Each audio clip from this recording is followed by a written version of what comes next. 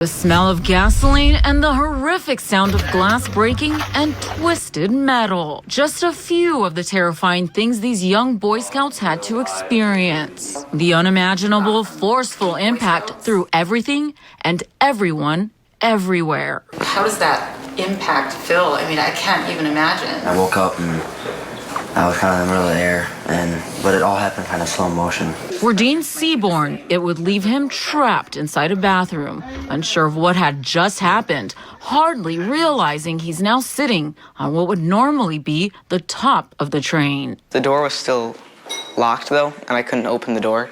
I, tried with all, my strength. I just couldn't. Trapped, he had been yelling for help for about 30 minutes, but soon the Boy Scout in him kicked in. One of the things I realized pretty quickly is I'm not the one that really needs help. And I started to realize the bigger picture.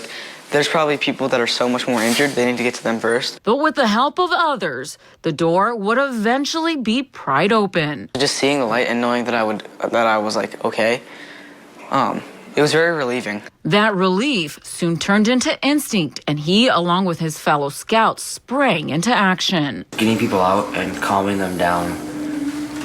Just going around on the tracks, and someone looked like they were hurt, they looked like they were shocked, asking them if they were okay, if they needed water.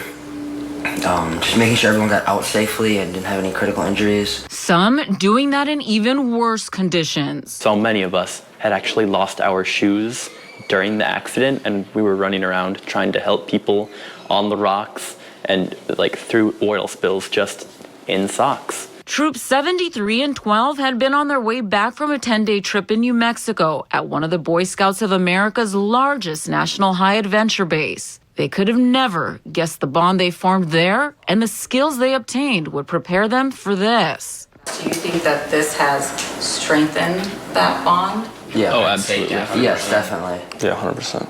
We came back and we were in this train crash. Those bonds, absolutely,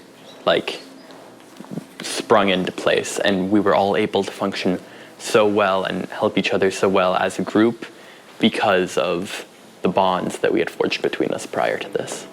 But there's something to be said about a community coming together in tragedy. The boys stuck in a Missouri hotel learned that quickly, being helped by their own kind. Troop 6 in Missouri, they were amazing. They raised over $1,000 in one night, a couple hours, and they brought us socks, underwear, shirts, food, drinks. Lots of pizza. Yeah, lots of pizza. Still, the selfless actions of these Appleton Scouts are what the Boy Scouts prepared them for. But to many, they're no longer just Scouts. They're heroes.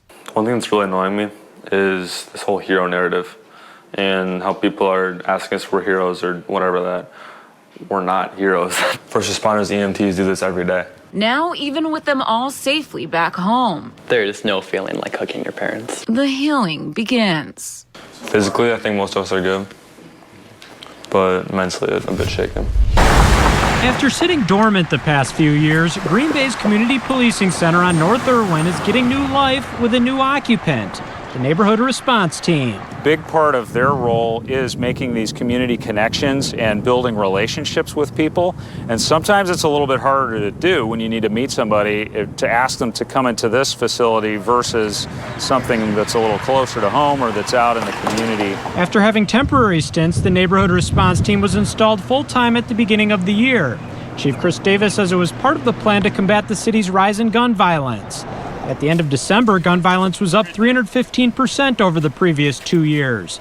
But looking at shots fired incidents so far this year, it's about the same as this time frame last year. At least at this point, we appear to have stopped the growth of gun violence. Keep going, though, because every now and then we still have a little breakouts. Deacon Terry Cook and Divine Temple Church have been working with police for years on trying to reach at-risk members of the community. Interest them in something else before, as we call it, the streets get involved with them. Cook likes the idea of the Neighborhood Response Team working away from police headquarters. At this particular time and age, people are reluctant to talk to the police anyway, much less go to a police station. Being but a neutral police in sight, I think a person might feel a little bit more comfortable. Chief Davis says it's not just people they want to keep out of the city's violence problems that could be coming here. It could also be potential victims, as well as people from social services or nonprofits. They're making a lot of connections out in the community and in the populations that we're trying to reach with this work, so far I'm pretty optimistic about where it's headed. On a very breezy Thursday morning, the Lake Winnebago view from the peak of the tower at Columbia Park is tough to top. The area below features a 40-site campground and a boat landing big enough to accommodate about 100 vehicles and trailers. Campground host Bill Janos says the upcoming holiday weekend will be busy. It's full. It's been full for a while. Okay.